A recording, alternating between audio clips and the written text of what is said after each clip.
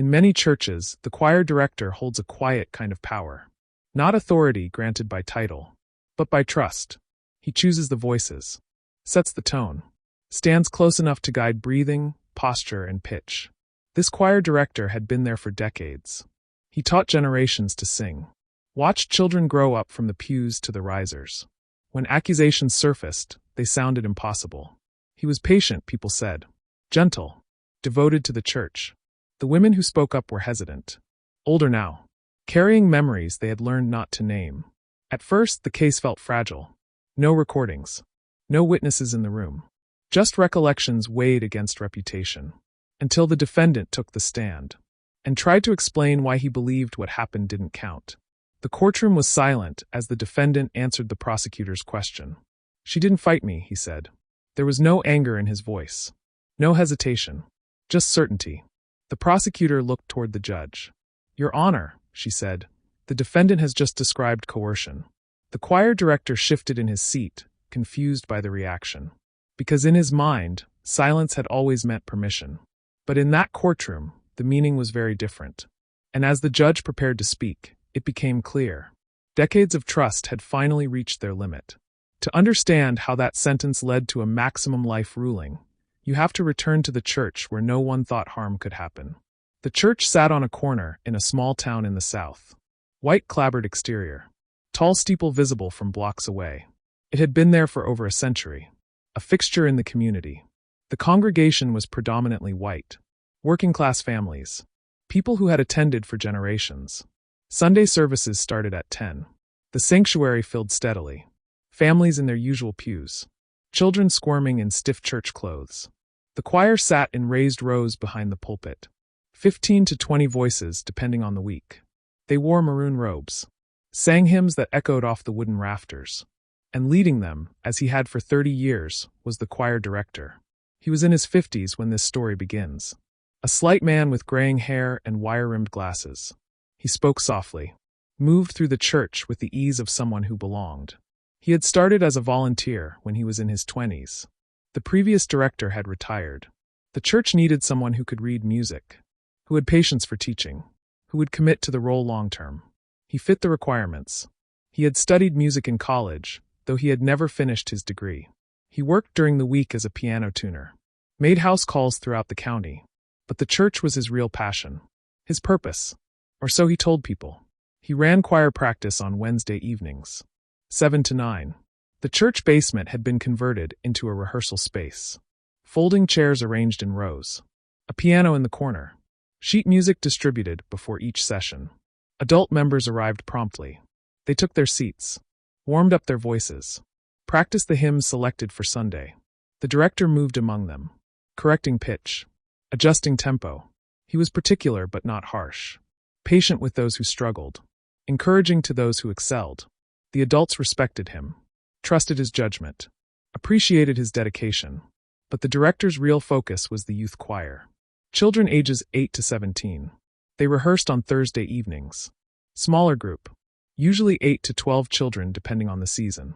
He worked with them differently than the adults. More hands-on, more personal. He would stand close behind a child, place his hands on their shoulders to demonstrate proper posture, touch their diaphragm to show them where breath should come from, tilt their chin up to open their throat. The children accepted this. It was how singing was taught. Their parents, sitting in the pews waiting to pick them up, saw nothing wrong. The director was helping, teaching. That was his job. Most of the children in the youth choir were white. The church's congregation was overwhelmingly white. The town itself was predominantly white, but there were a few black families who attended. Not many, 3 or 4 at most. They sat toward the back during services, kept to themselves mostly. They were welcomed in the polite, distant way that white churches in the South often welcomed black congregants. No one was overtly hostile, but no one went out of their way to include them either. The director, however, paid special attention to the black children who joined the choir. People noticed this. Some thought it was admirable. "He's making sure they feel included," one church member said. "He's giving them opportunities they might not get elsewhere," another agreed. The director encouraged this interpretation. He spoke about the importance of music education for all children, about breaking down barriers, about the church being a place of acceptance. People believed him. Because they wanted to believe him. Because believing otherwise would require examining something uncomfortable. The girl who would eventually bring him down joined the choir when she was 12. Her family had started attending the church a year earlier. They were one of the few black families in the congregation. Her mother worked 2 jobs. Her father drove trucks and was away for days at a time. The girl was quiet. She had a beautiful voice, clear and strong despite her age. The director noticed immediately. He approached her mother after a service. "Your daughter has real talent," he said. "She should join the youth choir. We could help her develop that gift." The mother was pleased. Proud. She wanted opportunities for her daughter. Wanted her to feel like she belonged. The church seemed like a safe place for that. So she agreed. The girl started attending Thursday rehearsals. The director gave her special attention from the beginning. He said it was because she was new. Because she needed extra help learning the music. He kept her after rehearsals. Just 10 or 15 minutes at first. To go over parts she had struggled with. To work on technique. The other children left. Their parents picked them up. The girl's mother, working late, had arranged for the girl to wait at the church until she could collect her. Usually around 9:30 or 10. The director said he didn't mind staying. That he was there anyway, cleaning up. That he could work with the girl during that time. The mother was grateful. Relieved that her daughter had somewhere safe to be. Someone invested in her development. She thanked the director repeatedly. He smiled and waved off her gratitude. "It's what I do," he said. "It's why I'm here." The individual sessions began innocently enough. The director would have the girl sing scales. Run through difficult passages. He corrected her posture. Her breathing. Her pronunciation. He stood close. Sometimes behind her. Sometimes beside her. He touched her shoulders. Her back. Her stomach to demonstrate diaphragm control. The girl felt uncomfortable. But she didn't know why. He was teaching, wasn't he? This was how it was done. She had seen him touch other children during group rehearsals. So she told herself it was normal. That her discomfort was her own problem. That she should be grateful for the extra attention. But over weeks, the touching changed. Became more frequent. Lingered longer. His hands moved from her shoulders to her arms. From her back to her waist. He stood closer than necessary. She could feel his breath on her neck when he leaned in to listen to her pitch. She tried to create distance. Stepped forward slightly. Angled her body away. He closed the distance again. As if he didn't notice. Or as if he noticed and didn't care. The girl didn't tell her mother. She didn't have the words to explain what was happening. Nothing overtly wrong had occurred. He hadn't hurt her. Hadn't said anything inappropriate. He was just close. Touching. Making her uncomfortable in a way she couldn't articulate. And she was 12. She had been taught to respect adults. To listen to authority figures. To be grateful when someone invested time in her. Complaining would seem ungrateful. Difficult. Like she was causing problems where none existed. So she stayed quiet. And the director, sensing her silence, grew bolder. The first time he touched her inappropriately, it was during one of their after-rehearsal sessions. They were alone in the rehearsal space. Everyone else had gone. The church was quiet. He was standing behind her. Hands on her shoulders, supposedly adjusting her posture. And then his hand slid down. Over her chest. Brief. Quick. But unmistakable. The girl froze. Her mind went blank. She didn't know what to do. She didn't move. Didn't speak. The director's hands returned to her shoulders. As if nothing had happened. He continued the lesson as normal. Talking about breath support and vowel shapes. The girl barely heard him. She was trapped in her body. Unable to process what had just occurred. When her mother picked her up that night, the girl was quiet. Her mother asked how rehearsal went. "Fine," the girl said. She stared out the window during the drive home. Her mother, tired from her shift, didn't push. The girl went to her room. Lay on her bed. Stared at the ceiling. She felt sick. Confused. She knew what had happened was wrong. But she didn't know what to call it. Didn't know what to do about it. She thought about telling her mother. But what would she say? That the choir director touched her? Her mother would ask where. How? The girl would have to describe it. And then what? Her mother would be angry. Would confront the director. Would cause a scene. And the director would deny it. Would say the girl misunderstood. That he was just teaching. That she was being dramatic. People would believe him. A respected church member. A man who had been there for 30 years. Versus a 12-year-old black girl. Who would they believe? The girl already knew the answer. So she said nothing. If you're listening to this and thinking about the choices that girl faced, I want to hear from you. Drop a comment about how you think children can be better protected in institutions like churches and schools. And if this case resonates with you, please subscribe. These stories matter, and your engagement helps more people hear them. The abuse continued. Not every week, but often enough. The director was careful. He escalated slowly, tested boundaries. If the girl pulled away, he would stop, act as if nothing had happened, resume the lesson normally. If she froze, stayed silent, he would continue. Push a little further. He learned to read her responses, learned what he could get away with. And the girl learned that fighting back only made things worse. That freezing, dissociating, waiting for it to end was the safest option. That silence kept the peace. By the time she was 13, the abuse had become more severe.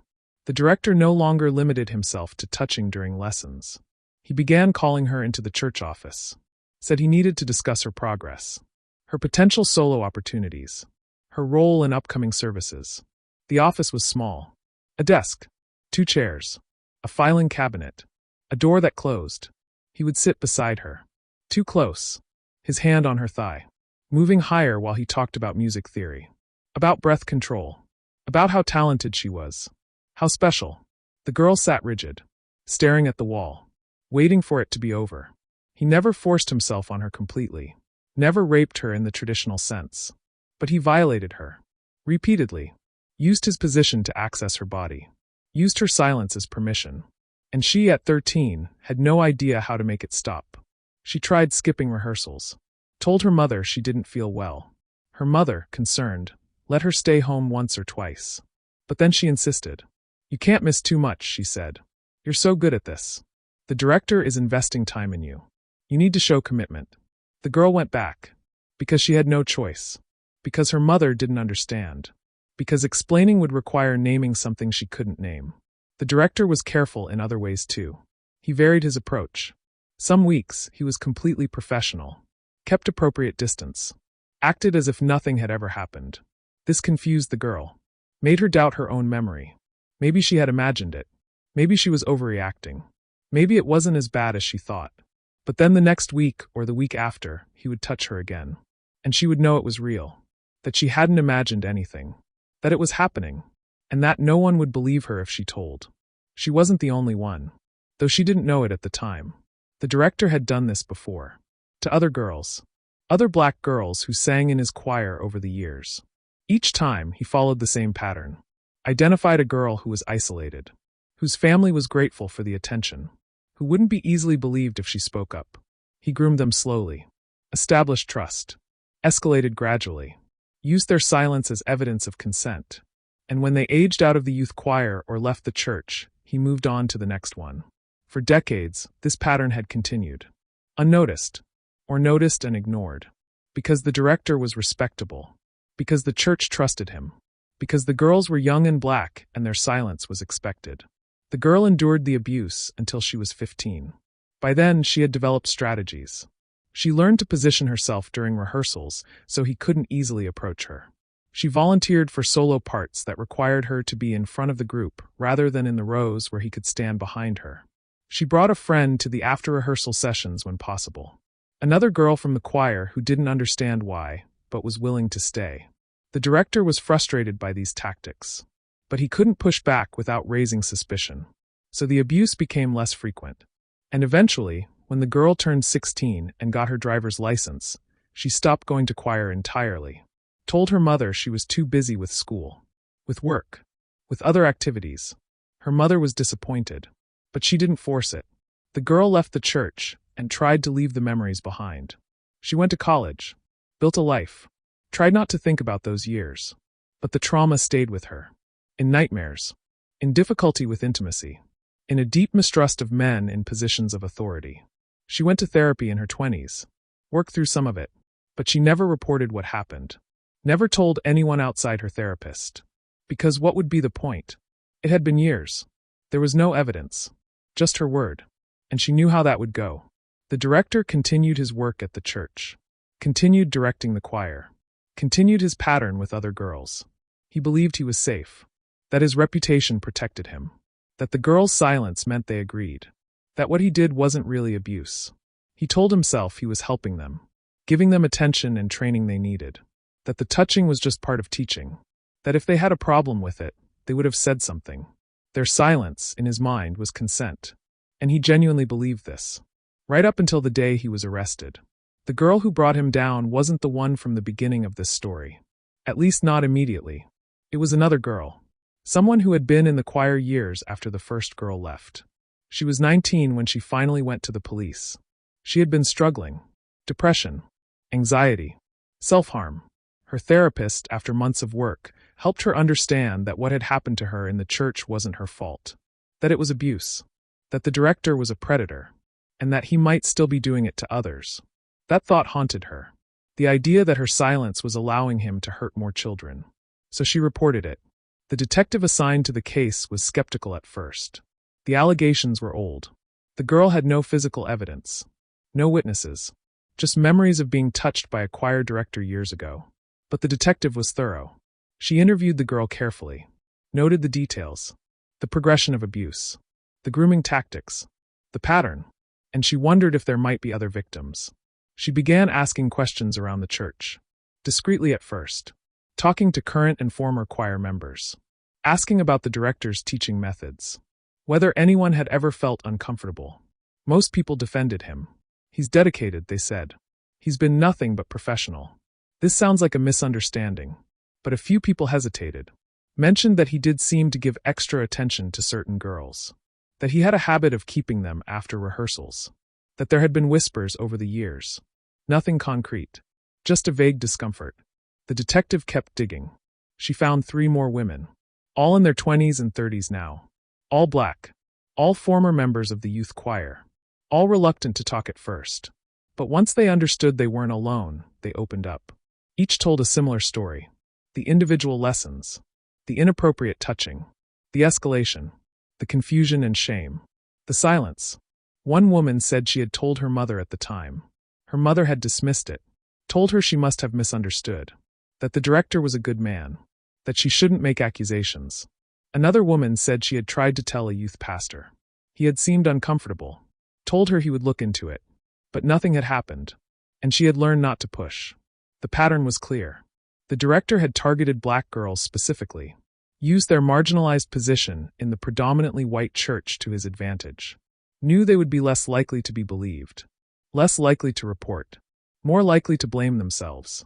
The detective compiled her findings. Presented them to the district attorney. The DA reviewed the case. It was complicated. The allegations were historical. No physical evidence. No DNA. No recordings. Just testimony from 4 women about events that had happened years ago. Defense attorneys would tear it apart. Would argue that memories fade. That details become distorted. That the women had coordinated their stories. But the DA saw something else. She saw a pattern of predatory behavior. A man who had used his position of trust to abuse children for decades. And she believed it had to be prosecuted. Even if conviction wasn't certain. Even if it would be difficult. Because if they didn't try, he would continue. The decision was made to bring charges. The arrest happened on a Sunday morning. The director was at the church. Setting up for the service. Distributing sheet music. Preparing for rehearsal. 2 detectives entered the sanctuary. They approached him calmly. Asked him to step outside. He went willingly. Confused but cooperative. They read him his rights in the parking lot. He looked genuinely baffled. "What is this about?" he asked. "Sexual abuse of minors," one detective said. "Multiple victims over multiple years." The director's face went pale. "That's ridiculous," he said. "I've never abused anyone." The detectives placed him in handcuffs. The congregation, filing in for service, watched in shock. Whispers spread quickly. The choir director was being arrested. For abuse. Sexual abuse. Of children. It seemed impossible. The church held an emergency meeting that afternoon. The pastor addressed the congregation. He explained what he knew, which wasn't much. He urged people not to rush to judgment. To wait for all the facts. To pray for everyone involved. But the congregation was divided. Some people immediately believed the allegations. Had always felt something was off about the director. Were horrified but not surprised. Others were adamant that this was a mistake. A false accusation. An attack on a good man. The black families in the congregation felt the division acutely. Some members approached them, asked if their children had been involved. The questions felt accusatory, as if the black families had somehow brought this problem to the church. One black mother removed her family from the congregation entirely, said she couldn't stay in a place where her children's safety had been compromised, where the first instinct was to defend the abuser rather than believe the victims. Other families followed. The church fractured, and the director, released on bail, watched from a distance, still believing he would be vindicated, still unable to see what he had done as wrong. His lawyer was a man named Richard Pemberton, a criminal defense attorney with 30 years of experience. He had defended clients accused of sexual abuse before. He knew the playbook: discredit the victims, question their motives, highlight inconsistencies in their testimony, suggest alternative explanations for the alleged behavior, create reasonable doubt. He believed he could win this case. The allegations were old. The victims' memories would be imperfect. There was no physical evidence. It would be their word against his clients. And his client was a respected community member, a man who had dedicated his life to music and faith. Pemberton told the director not to worry. "We'll get through this," he said. "Just stick to the truth. You were teaching those girls. Nothing you did was inappropriate. They misinterpreted your actions." The director nodded. "That's exactly what happened," he said. "I was teaching. If they felt uncomfortable, they should have said something." Pemberton noted the phrasing, made a mental note to address it before trial. The defendant's certainty could be a problem. He needed to appear remorseful, open to the possibility that he had made mistakes, even if he believed he hadn't. Juries didn't respond well to defendants who showed no self-doubt. But for now, Pemberton filed motions, challenged the charges, requested extensive discovery, and prepared for a trial he believed he could win. The prosecution was led by a woman named Veronica Means. She had been an assistant district attorney for 15 years, had prosecuted sexual assault cases throughout her career. She knew how difficult historical abuse cases were, how easily defense attorneys could create doubt, how juries struggled to convict without physical evidence. But she also knew that patterns mattered, that 4 women telling similar stories about the same man created a narrative that was hard to dismiss. She needed to build a case that didn't rely solely on testimony. She needed corroboration, context, evidence that supported the women's accounts even if it didn't prove them conclusively. She started with the church records. The church kept detailed attendance logs for choir rehearsals. Means subpoenaed them, going back 20 years. The logs showed exactly what the victims had described. Certain girls staying late after rehearsals. Always the same pattern. Always girls who fit the same demographic. Young, black, from families where parents worked late or had limited involvement. Means also obtained the director's work schedule, his piano tuning appointments, cross-referenced them with the girls' accounts. The timelines matched. The director had been at the church on the evenings the abuse allegedly occurred. He had been alone with the girls when he claimed to be working on their vocal technique. None of this proved abuse, but it corroborated the opportunity, the access, the pattern. Means also looked into the director's past. Before he came to this church, he had worked at 2 other churches in the state. Both had youth choirs. Both had let him go. The reasons given were vague. Budget cuts, restructuring. But Means suspected there was more. She contacted administrators from both churches. Most were reluctant to talk, didn't want to get involved. But one former pastor agreed to speak off the record. He said there had been concerns about the director's behavior with children. Nothing concrete. No formal complaints. But enough discomfort that they had decided to part ways. They hadn't reported it to authorities. Had simply let him move on to another position. The pastor expressed regret now. Said he should have done more. Should have investigated. Should have prevented him from working with children elsewhere. Means thanked him for the information. She couldn't use it as evidence directly. But it painted a picture. A man who had been problematic for decades. Who had been quietly shuffled from place to place, until he finally landed somewhere that didn't scrutinize him closely enough. Before we continue with how this case built toward trial, I want to pause and ask, what's your reaction so far? Have you seen institutions protect perpetrators at the expense of victims? Share your thoughts in the comments, and if you're finding value in this deep dive, hit that subscribe button. It helps these important stories reach more people. The preliminary hearing was set for 3 months after the arrest. Both sides prepared. means interviewed the 4 victims extensively, helped them prepare for what testifying would be like, warned them that the defense would try to discredit them, would ask invasive questions, would challenge their memories and motives. She needed them to be ready, to stay calm, to tell their truth clearly and consistently. The women were nervous, scared, but determined. They had lived with this for too long, had carried the shame and silence. Now they wanted justice, not just for themselves, but for any other girls the director might harm if he wasn't stopped. Pemberton, meanwhile, prepared his defense. He deposed each victim, asked detailed questions about their looked for inconsistencies, found a few. One woman couldn't remember the exact date of a specific incident. Another described the director's office as having blue walls when church records showed it had been painted green during that period. Small details, but Pemberton would use them to suggest the women's memories were unreliable. He also looked into the women's backgrounds, their mental health histories, their current circumstances. He found that 2 of them had been in therapy for trauma.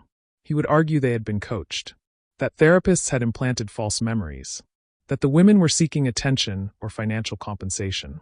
It was a standard defense strategy. Victim blaming disguised as legitimate questioning. Means anticipated all of it. She prepared counter-arguments. Expert testimony about trauma and memory. Evidence that inconsistencies in peripheral details didn't invalidate core testimony. Documentation that none of the women were seeking money. This was a criminal case, not a civil suit. They had nothing to gain financially from testifying. Their motivation was justice, not profit. The preliminary hearing lasted 2 days. The judge needed to determine if there was enough evidence to proceed to trial. Means called all 4 victims to testify.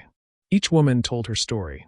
The grooming, the abuse, the fear and confusion, the years of silence. Their testimony was powerful, emotional, consistent in the patterns they described even if details varied. Pemberton cross-examined aggressively. He pointed out the memory inconsistencies, questioned why they had waited so long to report, suggested they had been influenced by each other. But the women held firm. They acknowledged that some details were fuzzy. That trauma affected memory. But they were certain about what had happened, about who had done it, about the impact it had on their lives. The director sat at the defense table throughout. His expression was one of wounded innocence. He shook his head occasionally, appeared hurt by the accusations, but he didn't testify at the preliminary hearing. Pemberton advised against it. The burden was on the prosecution. No need to expose the defendant to cross-examination yet. The judge listened to all the testimony, reviewed the corroborating evidence, the attendance logs, the timeline matches, the pattern, and he ruled that there was sufficient cause to proceed to trial. The director would face charges of aggravated sexual assault, abuse of authority, and, controversially, a hate-based motive enhancement. The hate crime enhancement was unusual. It required proving that the director had targeted victims based on their race. Means argued that the pattern was clear. All 4 victims were black girls in a predominantly white church. The director had systematically chosen girls who were marginalized, who would be less likely to be believed, who existed in a vulnerable position within the church community. That selection wasn't random. It was calculated, and it was based on race. Pemberton objected vehemently. There was no evidence of racial animus, he argued. His client wasn't racist. He had worked with children of all races. The fact that some victims happened to be black was coincidence, not intent. The judge allowed the enhancement to proceed. The jury would decide whether race had been a factor. The trial date was set for the following spring. Months away. Means used the time to prepare meticulously. She consulted with experts on child sexual abuse, on grooming behaviors, on the psychology of predators who used positions of authority. She built a comprehensive narrative, not just about what the director had done, but about how and why, about the mechanisms he used to access victims, about the vulnerabilities he exploited, about the racial dynamics that enabled his behavior to continue unchecked for decades. She was ready. Pemberton used the time differently. He focused on attacking the prosecution's case. He hired a memory expert who would testify about the unreliability of historical recollections. He prepared character witnesses, people from the church who would vouch for the director's integrity, who would describe him as kind, patient, dedicated. He planned to paint the director as a scapegoat, a man being falsely accused in an era of hysteria about sexual abuse, a victim himself of a rush to judgment. He believed he could create enough doubt, that at least one juror would hesitate. That's all he needed. One holdout, and the case would result in a hung jury. The prosecution might not retry, and his client would walk free. But Pemberton made one critical miscalculation. He underestimated how the director would present on the stand, how his certainty about his own innocence would read to a jury, how his inability to see the harm he caused would reveal exactly the kind of person he was. That miscalculation would cost them everything. But that revelation was still months away. For now, both sides prepared. The director remained free on bail, living in a rental house on the edge of town, forbidden from contact with minors, forbidden from entering the church. He spent his days alone, practicing piano, reading, waiting for a trial he believed would exonerate him. Because in his mind he had done nothing wrong. And surely, once he explained, everyone would understand. That certainty would be his downfall. The months before trial were difficult for everyone involved. The 4 women who had come forward faced intense scrutiny, not just from the legal system, but from their community. The town was small. Word spread quickly about who the victims were. Some people were supportive, believed them, offered encouragement, but others were hostile. They saw the women as troublemakers, as liars trying to destroy a good man's reputation. One victim received threatening messages on social media, accusing her of seeking attention, of making false allegations, of being part of a conspiracy against the church. Another victim lost her job. Her employer, a church member, suddenly found reasons to terminate her. Budget cuts, he said. But the timing was suspicious. The women felt the weight of their decision to come forward. They had known it would be hard, but they hadn't fully anticipated how isolated they would feel, how much they would be blamed for disrupting the peace. The first victim, the girl from the beginning of this story, heard about the case through a friend. She was living in another state by then, married, working as a nurse. She had built a life far from the church and the memories.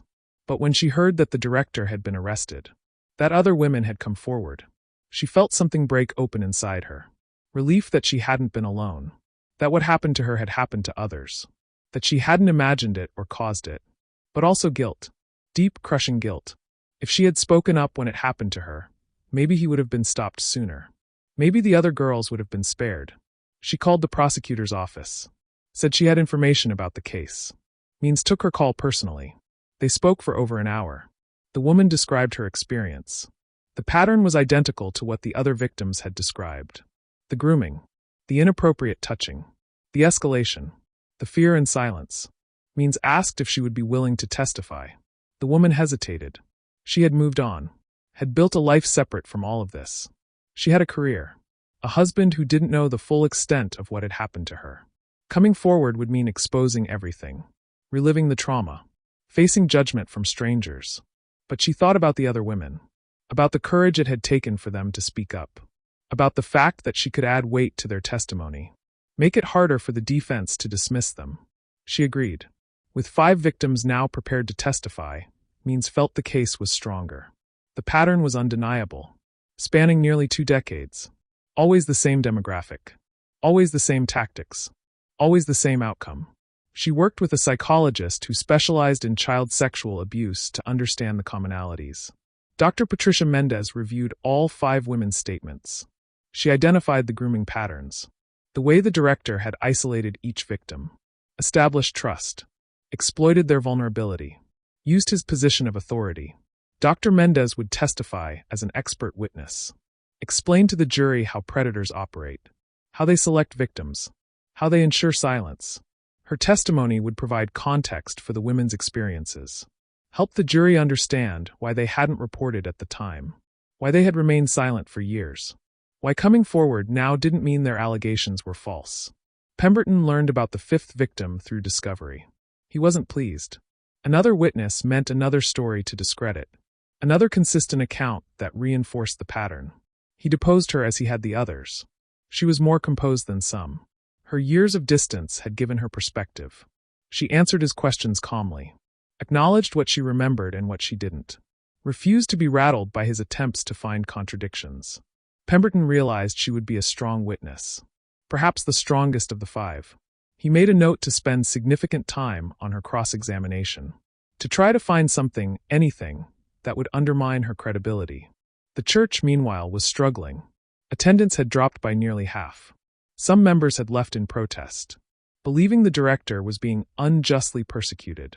Others had left because they couldn't worship in a place where children had been harmed, where that harm had been ignored or denied for so long. The pastor tried to hold the congregation together. He instituted new policies, background checks for all volunteers, never allowing adults to be alone with children, mandatory reporting training. But the damage was done. The church's reputation was destroyed. Many in the community saw it as a place where abuse had been allowed to flourish, where predators had been protected. Whether fair or not, that perception stuck. The director, isolated in his rental house, spent his time preparing for trial. He met with Pemberton regularly. They went over his testimony. What to say, what not to say, how to present himself. Pemberton was concerned about his client's demeanor. The director showed no remorse. Not because he was defiant, but because he genuinely believed he had done nothing wrong.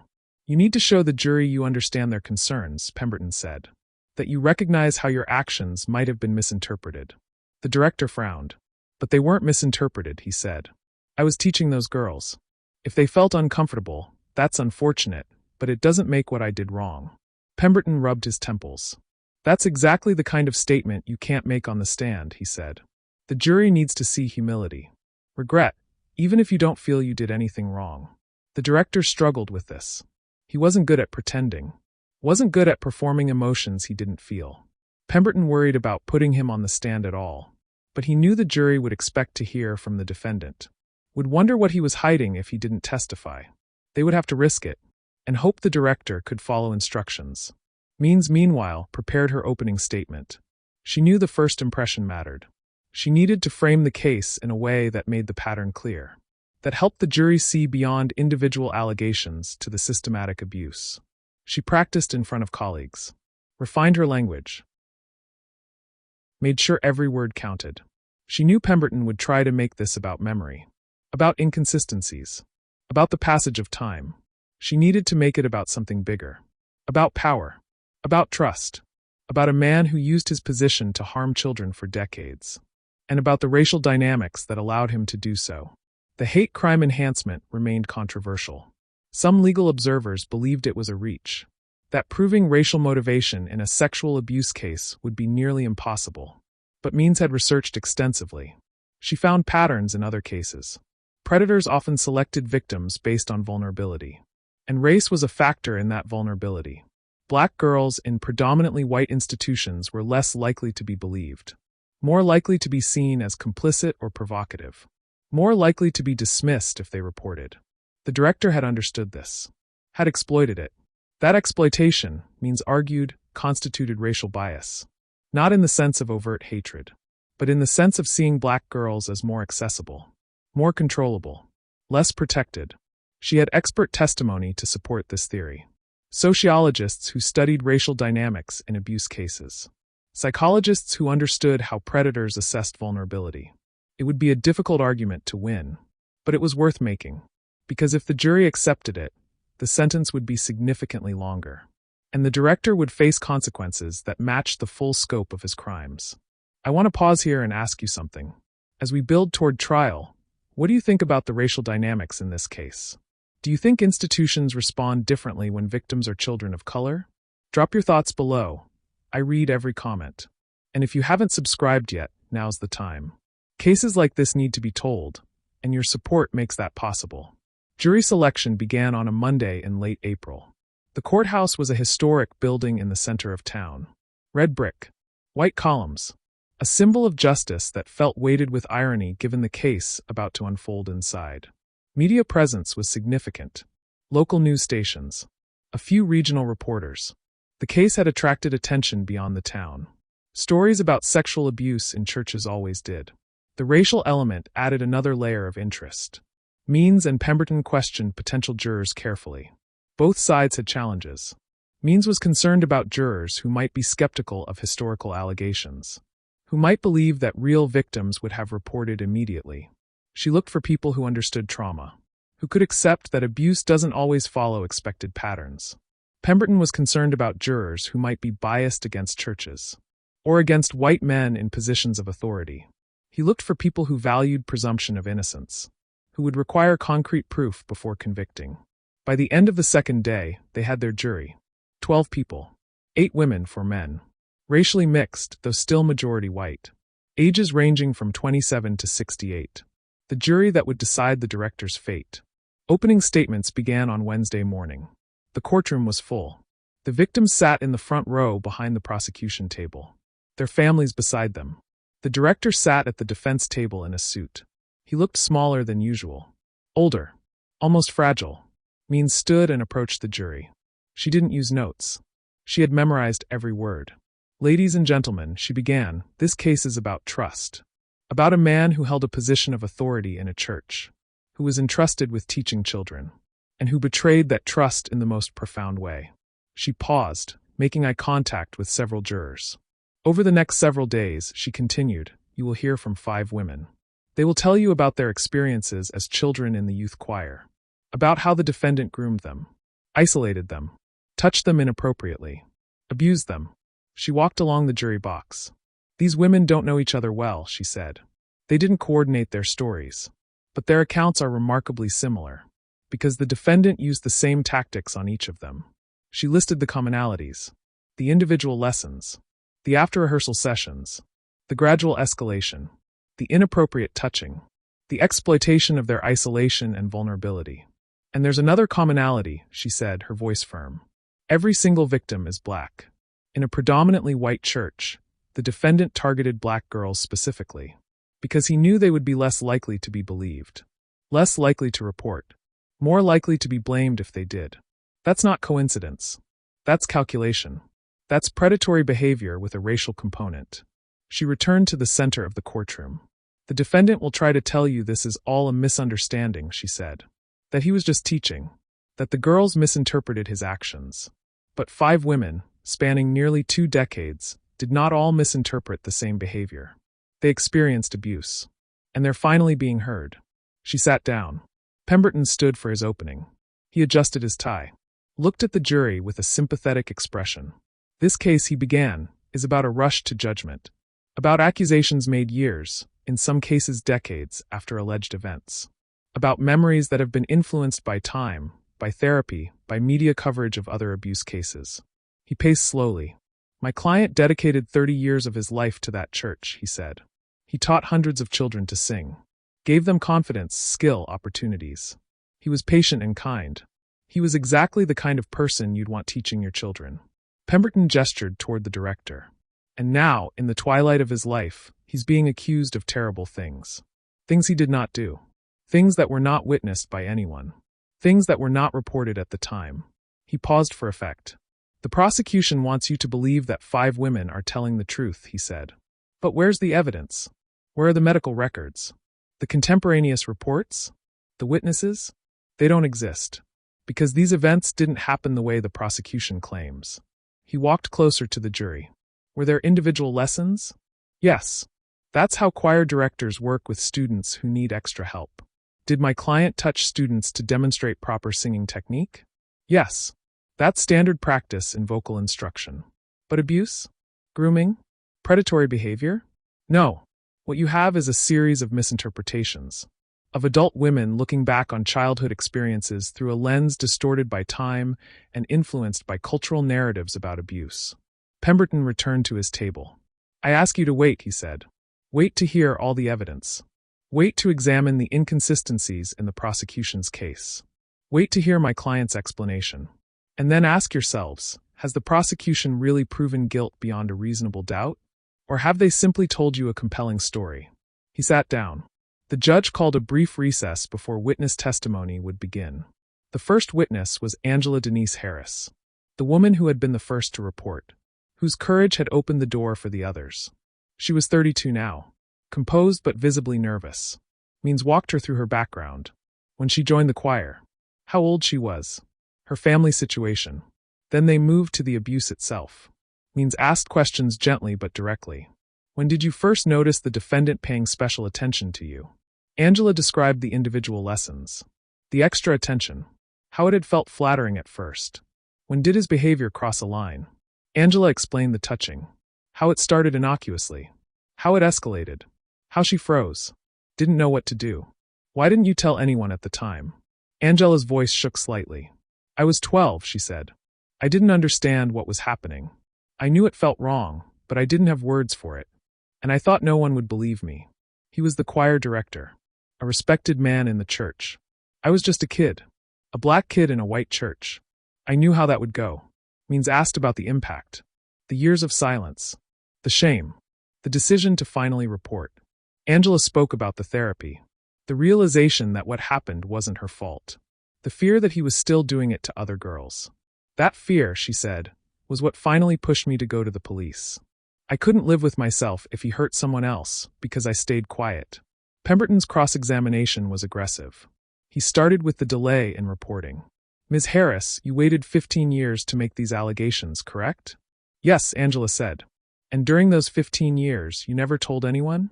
I told my therapist, Angela said. But not the police. Not prosecutors. Not anyone in authority. I didn't know it was something I could report, Angela said. I thought it was too late. That nothing could be done. Pemberton moved on. You testified that my client touched you inappropriately during voice lessons, correct? Yes. But you continued attending those lessons for months, didn't you? Angela looked uncomfortable. Yes, she said quietly.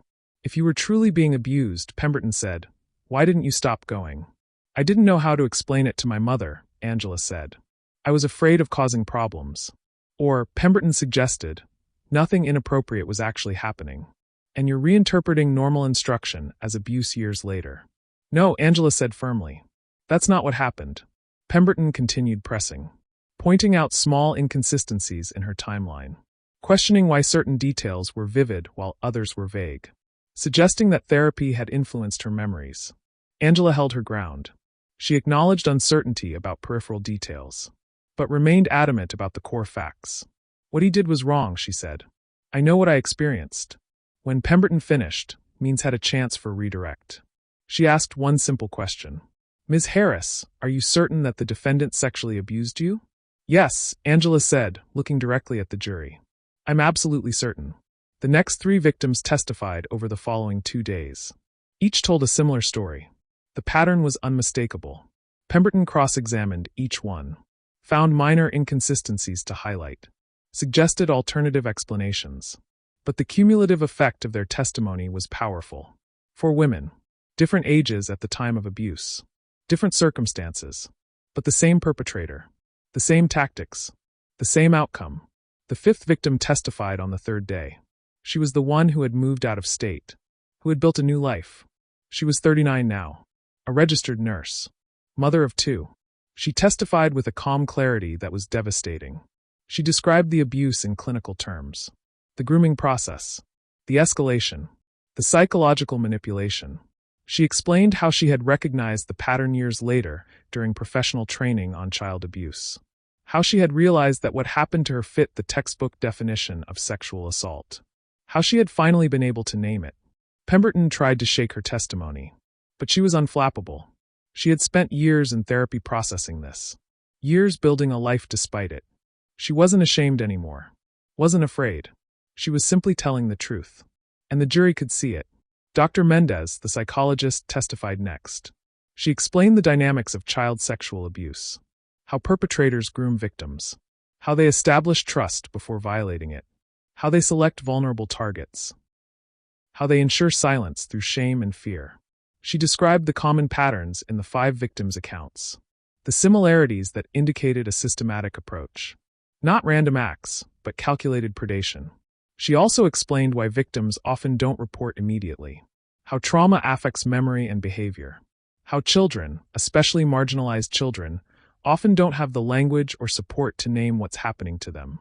Her testimony was thorough, academic, but accessible. The jury listened intently. Several took notes. Means then called a sociologist who specialized in racial dynamics in institutions, Dr. Marcus Williams. He testified about how predominantly white institutions often failed to protect black children, how implicit bias affected who was believed, how predators understood and exploited these dynamics. He reviewed the pattern in this case, the director targeting only black girls, the church's failure to act on concerns when they were raised, the victims' well-founded fear that they wouldn't be believed. This isn't coincidental, Dr. Williams said. This is a predator who understood the racial dynamics of his environment, who knew that black girls in a white church occupied a vulnerable position, and who exploited that vulnerability deliberately. Pemberton objected repeatedly during this testimony, argued that Dr. Williams was speculating about the defendant's state of mind. The judge overruled most objections, allowed the testimony to continue. After a week of prosecution witnesses, Means rested her case. The evidence was in. Witness testimony, expert analysis, corroborating documents, pattern evidence. It was substantial. But would it be enough? That would depend on what happened next. On whether Pemberton called the director to testify. On whether the director could convincingly deny the allegations. Or whether his testimony would confirm everything the prosecution had alleged. The courtroom waited, and Pemberton made his decision. If you're still with me at this point, I appreciate you. This is a complex case with layers that take time to unfold. What do you think Pemberton should do? Put his client on the stand or rest without testimony? Comment below with your thoughts. And make sure you're subscribed so you don't miss how this unfolds in the next part. Pemberton called the director to testify. It was a calculated risk, but he believed his client could be convincing. That his decades of service, his reputation, his apparent sincerity, would outweigh the victim's allegations. The director took the stand. He was sworn in. He sat upright, hands folded, expression serious but calm. Pemberton walked him through his background, his education, his career, his 30 years at the church. The director spoke about his love of music, his dedication to teaching, his pride in watching children develop their talents. Then Pemberton moved to the allegations. Mr. Rourke, Pemberton said, "You've heard 5 women testify that you sexually abused them. Did you sexually abuse any of those women when they were children?" "No," the director said firmly. "I never did." "Did you provide individual instruction to some students?" "Yes," the director said. "That's part of teaching. Some students need more one-on-one attention." "Did you ever touch students during those lessons?" The director hesitated. Pemberton had coached him on this. He needed to acknowledge some physical contact. Denying it entirely would seem dishonest. "I did sometimes," the director said carefully, "to demonstrate proper posture or breath control. That's standard in vocal instruction." "Was this contact ever inappropriate?" "No," the director said. "Never." Pemberton walked him through each victim's allegations. The director denied everything, said he remembered teaching some of the girls, but insisted nothing improper had occurred. "They must have misunderstood," he said repeatedly. "Misinterpreted normal instruction." Pemberton sat down. The direct examination had gone as well as could be expected. The director had been calm, consistent, sympathetic. Now it was Means's turn. She stood slowly, walked to the center of the courtroom, looked at the director for a long moment. "Mr. Rourke," she began, "you testified that you never sexually abused anyone.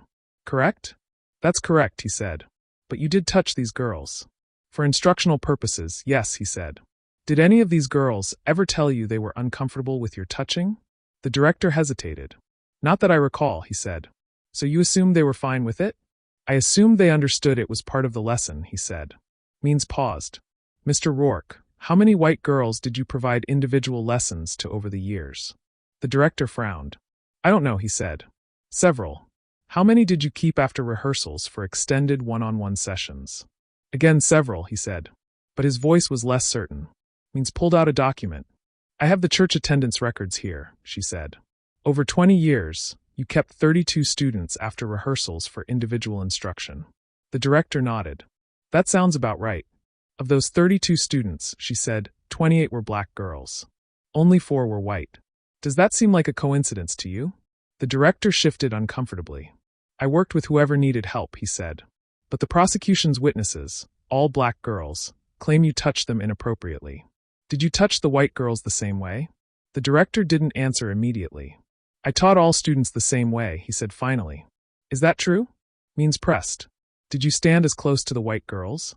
Touch their bodies the same way? Keep them after rehearsals as often?" "I don't remember every detail," the director said. His composure was starting to crack. "But I treated all students appropriately." Means moved closer. "Mr. Rourke, Angela Harris testified that you touched her chest during a lesson. Do you remember that?" "No," the director said. "That didn't happen." "For other women testified to similar experiences. Are they all lying?" The director's voice rose slightly. They're mistaken, he said. Or they've been influenced by each other. By therapists. By this cultural moment where every interaction is seen as abuse. Means let that statement hang in the air. So 5 women, she said slowly, spanning nearly 2 decades, independently came forward with nearly identical allegations. And your explanation is that they're all mistaken? The director nodded. Yes, he said. Or they're lying. Means shifted tactics. She pulled out another document. You worked at 2 other churches before this one, correct? Yes, the director said. And you left both positions? Yes. Why? Budget cuts, the director said. Restructuring. Are you aware that we spoke with a pastor from one of those churches? The director went very still. He told us there were concerns about your behavior with children, Means said. That you were asked to leave. The director's face flushed. That's not true, he said. I left on good terms. So this pastor is lying? He's mistaken, the director said. His voice was tight now. Or he's been influenced by the current allegations. Means shook her head. Mr. Rourke, isn't it true that you have a pattern of targeting vulnerable girls? That you've been doing this for decades? That you specifically chose black girls because you knew they'd be less likely to be believed? No, the director said loudly. That's absolutely false. Means paused. She had been building to this moment. The question that would make or break the case. Mr. Rourke, she said quietly, when you touched these girls, when you put your hands on their bodies during these private lessons, did they ever explicitly tell you to stop? The director hesitated. This was the trap. He could answer yes, which would be a lie that could be disproven. Or he could answer no, which would be an admission. He chose the latter. Not in so many words, he said. So they didn't say stop? No, he admitted. Did they push you away? No. Did they fight you? The director's expression changed. He looked almost defensive now. No, he said. They didn't fight me. The courtroom went silent. Means turned to look at the jury. Then she looked back at the director. Mr. Rourke, she said, you just testified that these girls didn't fight you. Doesn't that tell you something?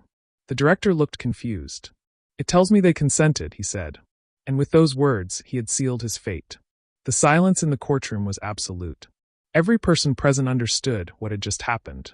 The director had admitted on the record that the girls hadn't fought him, had framed their silence and stillness as consent, had revealed in a single sentence exactly how he had rationalized his behavior for decades. Means let the moment breathe. Let the jury absorb what they had just heard. Then she spoke, her voice calm but firm. Mr. Rourke, she said, children cannot consent to sexual contact with adults. Especially children in positions of vulnerability. Children who are being taught by someone they're supposed to trust. The fact that they didn't fight you doesn't mean they consented. It means they were frozen with fear. The director shook his head. That's not, he started. But Means cut him off. Your Honor, she said, turning to the judge, the defendant has just described textbook coercion. The judge nodded slowly. The jury will make note of the defendant's testimony, he said. Means turned back to the director. No further questions. She returned to her seat. Pemberton stood for redirect. But the damage was done. He tried to walk the director back from the statement. Asked him to clarify what he meant by consent. But the director, flustered now, only made it worse. I just meant they didn't object, he said. I thought they were okay with it.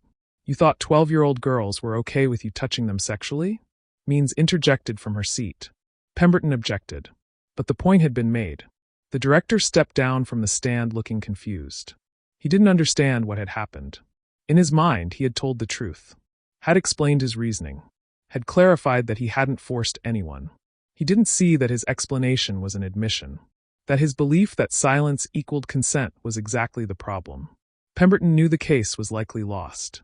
That single exchange had undermined everything he had tried to build. He called a few character witnesses. People from the church who testified to the director's kindness. His dedication.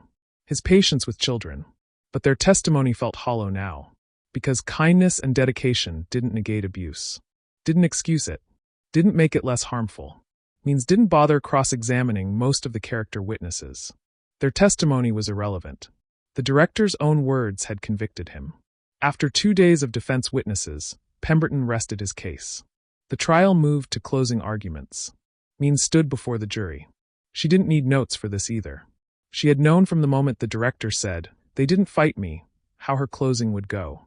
Ladies and gentlemen, she began, the defendant told you everything you need to know when he testified. He said the girls didn't fight him. as if fighting was their responsibility, as if silence meant agreement, as if children in his care had any power to stop him. She walked along the jury box. The defendant spent decades abusing his position, she said. He selected vulnerable girls. Black girls in a predominantly white church. Girls whose families were grateful for his attention. Girls who wouldn't easily be believed if they spoke up. He groomed them carefully. Established trust. Then violated it. And when they froze, when they dissociated, when they went silent because they were terrified and confused, he interpreted that as consent. She paused. That's not consent, she said. That's coercion. That's abuse. And the defendant's own words prove it. She spent the next 30 minutes walking through the evidence. The pattern across 5 victims. The timeline. The corroborating documents. The expert testimony. And most damningly, the defendant's admission. He didn't deny touching them, she said. He just claimed they didn't object. But children cannot consent to sexual contact with adults. And their silence is not agreement. It's survival. She turned to the hate crime enhancement. This is the difficult part, she acknowledged. Proving that race was a factor. But look at the evidence. 28 of 32 students kept after rehearsals were black girls. Every single victim is black. The defendant knew these girls occupied a vulnerable position in a predominantly white church. He knew they'd be less likely to be believed. And he exploited that. She referenced Dr. Williams's testimony. The sociological research on racial dynamics in abuse cases. The patterns that showed predators targeting marginalized children. This wasn't random, she said. This was calculated. And race was part of that calculation. She returned to the center of the courtroom. Calvin Edward Rourke spent decades harming children, she said. He betrayed the trust of families. He used his position in a church, a place that's supposed to be safe, to access victims. And he did it with the full confidence that he would never be held accountable. She looked at each juror. It's time to prove him wrong, she said. It's time to hold him accountable. For every girl he abused. For every family he violated. For every year he stole from his victims. Find him guilty. On every count. Send the message that this behavior will not be tolerated. That children matter. That black children matter. That silence is not consent. And that predators will be punished. She sat down. Pemberton's closing was a last-ditch effort. He emphasized reasonable doubt. The lack of physical evidence. The passage of time. The possibility of misinterpretation. But his words felt weak. Inadequate against the weight of the testimony. Against his client's own admission. He tried to reframe the "didn't fight me" statement. Said it was taken out of context. That his client meant they hadn't verbally objected. But the jury had heard the director's tone. Had seen his certainty. Had understood exactly what he meant. Pemberton finished his closing with a plea. My client dedicated his life to music and faith, he said. To teaching children. He's not perfect. He may have made mistakes in judgment. But he's not the monster the prosecution has portrayed. He deserves the benefit of the doubt. It was the best he could do. But it wasn't enough. Before we hear the verdict, I want to take a moment to acknowledge everyone who's stayed with this story. Cases like this are difficult to hear, but they're important. What are your thoughts on how the director's testimony sealed his fate? And if you believe these stories need to be told, please subscribe and share this video. Your support helps bring attention to cases that might otherwise be forgotten. The judge instructed the jury. Explained the charges. The legal standards. The requirement of proof beyond reasonable doubt. He sent them to deliberate. The courtroom emptied slowly. The victims and their families went to a private waiting room. The director was taken to a holding cell. Pemberton sat in the hallway, head in his hands. He knew what was coming. The jury deliberated for 6 hours. Not long for a case of this complexity, but long enough to review the evidence thoroughly. To discuss each charge. To reach consensus. When they sent word that they had a verdict, the courtroom filled quickly. The media. The victims. Church members from both sides of the divide. Curious onlookers. The director was brought in. He looked smaller than before. The confidence that had carried him through most of the trial had evaporated. The jury filed in. Their faces were serious. Unreadable. The judge asked if they had reached a verdict. The foreperson, a woman in her 50s, stood. We have, Your Honor, she said. The clerk took the verdict form. Handed it to the judge. He reviewed it silently. Then handed it back. The defendant will rise, he said. The director stood. Pemberton beside him. The judge instructed the foreperson to read the verdict. In the matter of the state of Georgia versus Calvin Edward Rourke, she began. On the charge of aggravated sexual assault of a minor, we find the defendant guilty. A murmur ran through the courtroom. One of the victims began to cry quietly. On the charge of abuse of authority, we find the defendant guilty. The director's knees buckled slightly. Pemberton steadied him. On the charge of exploitation of a minor, we find the defendant guilty.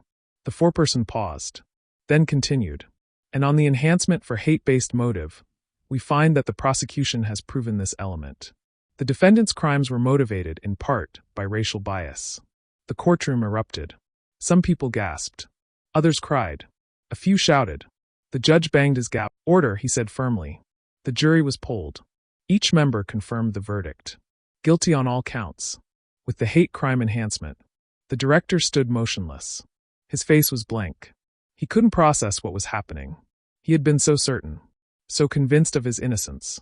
The judge thanked the jury, set a sentencing date for 6 weeks later, remanded the director to custody pending sentencing. Deputies approached, placed him in handcuffs. He looked back at the courtroom as they led him away. His eyes found the victims. They stared back at him, no longer afraid, no longer silent, vindicated. The victims embraced each other outside the courtroom. Some cried with relief. Others simply stood in stunned silence. They had won. After years of carrying this alone. After being dismissed and doubted and blamed. They had been believed. Justice had been served. Means spoke briefly to the press. This verdict sends a clear message, she said. That children deserve protection. That predators will be held accountable. That race cannot be a tool for exploitation. She thanked the victims for their courage. For coming forward despite the cost. For refusing to stay silent. Angela Harris spoke briefly as well. This isn't just about us, she said. It's about every child who has been abused and not believed. Every victim who was told they misunderstood. Every survivor who carried this alone. We did this for them. To show that speaking up matters. That truth matters. That justice is possible. The 6 weeks before sentencing passed slowly. The director sat in jail. Unable to post bail now that he had been convicted. Unable to process what had happened. He replayed the trial in his mind. Tried to understand where it had gone wrong. He kept returning to that moment on the stand. When he said the girls didn't fight him. He had meant it as an explanation. As proof that nothing wrong had happened. But somehow it had become evidence against him. He didn't understand. Wouldn't understand. Because to understand would require acknowledging what he had done. And his mind couldn't make that leap. Pemberton visited him several times. Discussed the possibility of an appeal. The director wanted to appeal. Wanted to fight. Wanted vindication. But Pemberton was honest with him. The appeal has almost no chance of success, he said. You confessed on the stand. The jury verdict was sound. The judge followed proper procedure. There's no basis for reversal. The director refused to accept this. I didn't confess to anything, he insisted. I explained that they didn't object. That's not the same as confessing. Pemberton didn't argue. There was no point. His client lived in a different reality. One where his actions were justified. Where silence meant consent. Where he was the victim of a misunderstanding. Nothing Pemberton could say would change that. The prosecution prepared for sentencing. Means compiled victim impact statements. All 5 women wanted to speak. To address the court. To tell the director directly how his actions had affected them. Means also researched sentencing guidelines. With the hate crime enhancement, the director faced up to life in prison. The minimum was 15 years. But Means intended to argue for the maximum. This wasn't a one-time mistake, she would tell the judge. This was decades of calculated abuse. This was a pattern of targeting vulnerable children. This was behavior that showed no remorse. No understanding of the harm caused. The director deserved the maximum sentence. And Means would make sure he received it. The sentencing hearing was held on a Wednesday morning. The courtroom was even more packed than it had been for the verdict. The media presence had grown. The case had attracted national attention now. A white church choir director convicted of sexually abusing black girls. With a hate crime enhancement. It was a story that resonated. That spoke to larger issues of power and race and institutional failure. The director was brought in wearing an orange jumpsuit. He looked thinner. Grayer. Diminished. The judge called the court to order. He explained that this was the sentencing phase. That he would hear from the victims. From the prosecution. From the defense. And then he would impose sentence. Angela Harris spoke first. She stood at the podium, looked directly at the director. "You stole something from me," she said. "When I was 12 years old, you took my innocence, my sense of safety, my ability to trust." She described the years of shame, the silence, the belief that what happened was somehow her fault. "It took me 20 years to understand that it wasn't," she said. "That you were the one who did something wrong. Not me." She talked about the therapy, the nightmares, the difficulty with intimacy, the ways the abuse had shaped her life. "You did that," she said. "You chose to harm me. And you did it knowing I probably wouldn't be believed if I told. Because I was black and you were the respected choir director." She paused. "But I'm here now," she said. "And you're the one who wasn't believed. And I want you to know that we survived you. All of us. We built lives despite what you did. And we're going to keep building. While you sit in a cell and finally face consequences." She returned to her seat. Several people in the gallery were crying. The second victim spoke next. She described similar experiences. The grooming, the abuse, the long-term impact. She addressed the racial element directly. "You picked us because you thought we didn't matter," she said. "Because we were black girls in a white church. Because you thought no one would care. But we do matter. Our experiences matter. Our pain matters. And this conviction proves it." The third victim's statement was brief but powerful. "I used to think I imagined it," she said. "That I made too much of something that wasn't that bad. But hearing the other women's stories, I realized how deliberate you were. How calculated. You knew exactly what you were doing. And you did it anyway."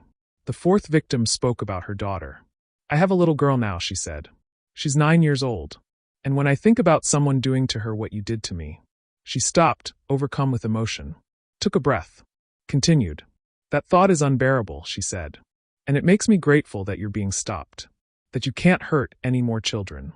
That's what this is about. Protection. Making sure you never have access to children again." The fifth victim, the one who had moved out of state, spoke last. Her statement was the longest, the most detailed. She spoke about the long-term effects of childhood sexual abuse, the statistics on mental health, on suicide rates, on difficulty with relationships and trust. She spoke about how predators operate, how they select victims, how they groom and isolate, how they ensure silence.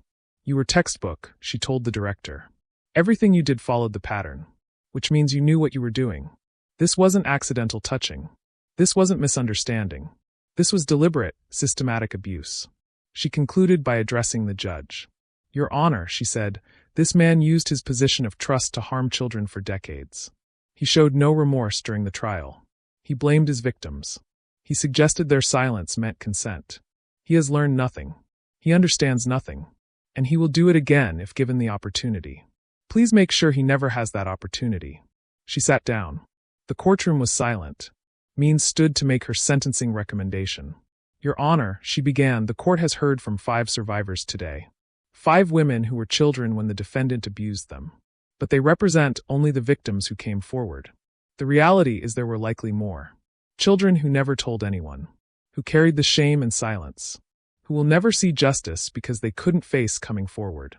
She outlined the evidence of the pattern. The 28 black girls kept after rehearsals. The 2 previous churches where concerns had been raised. The decades of abuse. "This is not a case of a single lapse in judgment," she said. "This is a lifetime of predatory behavior. The defendant used his position in the church to access victims. He used racial dynamics to ensure their silence. And when confronted, he showed no understanding of the harm he caused." She referenced his testimony. His statement that the girls didn't fight him. His belief that their silence meant consent. "That belief, Your Honor, is exactly why the defendant is dangerous," she said. "He has no insight into his own behavior. No ability to recognize the power differential between himself and children. No capacity for remorse or reform." She concluded with her recommendation. "The prosecution asks for the maximum sentence," she said. "Life in prison with the possibility of parole after 30 years. This defendant had 30 years to stop. 30 years to seek help. 30 years to acknowledge what he was doing. He chose not to. He chose, instead, to continue harming children. The sentence should reflect the gravity of those choices. And ensure he never has the opportunity to harm another child." She sat down. Pemberton stood for the defense. He knew this was futile. But he had to try. He spoke about the director's age. His lack of prior criminal record. His dedication to the church. He's not a violent criminal, Pemberton argued. He's an old man who made mistakes, who interpreted his interactions with students differently than others did. Means stood immediately. Objection, she said. The defendant was convicted by a jury. This isn't a matter of interpretation. Sustained, the judge said. Mr. Pemberton, your client was found guilty of aggravated sexual assault of multiple minors. Please confine your remarks to appropriate sentencing factors. Pemberton nodded. He argued for leniency, for the minimum sentence, for the possibility of redemption. But even he didn't sound convinced.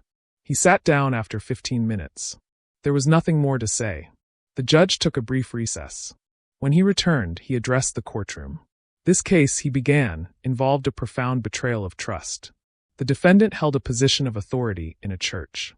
He was entrusted with teaching children, and he used that position to harm them. The judge reviewed the evidence, the testimony of 5 victims, the pattern spanning decades, the racial element. He spoke about the director's testimony. The defendant's own words revealed his mindset, the judge said. His belief that children's silence meant consent, that lack of resistance meant agreement. This belief is fundamentally wrong, and it demonstrates a complete lack of understanding of the harm he caused. The judge paused. He looked directly at the director. Mr. Rourke, he said, you were given a position of trust and authority. You used that position to prey on vulnerable children. You selected victims you believed would not be believed if they spoke up. You groomed them, isolated them, and abused them. And when confronted with your actions, you showed no remorse, no understanding, no accountability. The judge's voice was firm. The court finds that the maximum sentence is warranted, he said. On the charges of aggravated sexual assault, abuse of authority, and exploitation of a minor, with the hate-based motive enhancement, I sentence you to life in prison. You will be eligible for parole after 30 years. A gasp went through the courtroom. Life in prison. The director's face went white. The judge continued. You will also be required to register as a sex offender for the remainder of your life, should you ever be released. You will have no contact with minors. You will participate in all required treatment programs while incarcerated. He banged the gavel. This court is adjourned. Deputies moved to take the director away. He looked back at Pemberton. Life? He said, his voice breaking. They gave me life? For teaching? Pemberton said nothing. There was nothing to say. The director was led away, still unable to comprehend, still believing he was the victim. Outside the courtroom, the victims gathered. Some were crying. Others were laughing with relief. They had done it. They had spoken up. They had been believed. And the man who harmed them would spend the rest of his life in. Angela Harris spoke to the press again. This sentence matters, she said. Not just for us, but for every child who has been abused by someone in authority. It sends a message that predators will be held accountable, that victims will be believed, that justice is possible.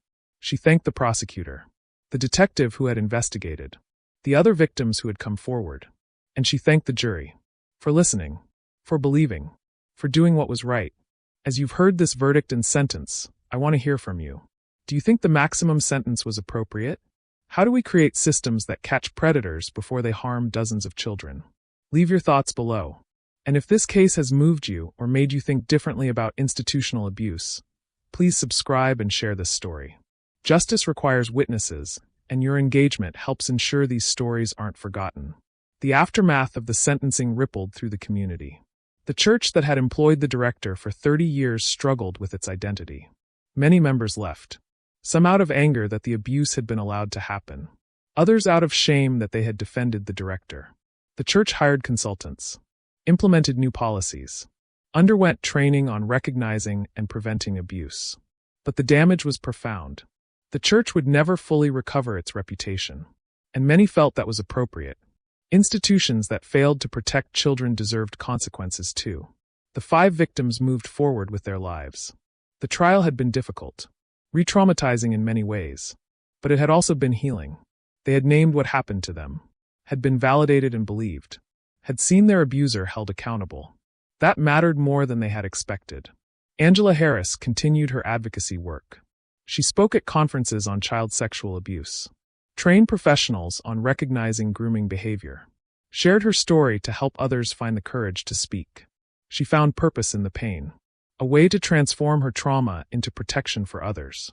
The other women pursued their own paths to healing. Some stayed in touch, forming a bond through their shared experience.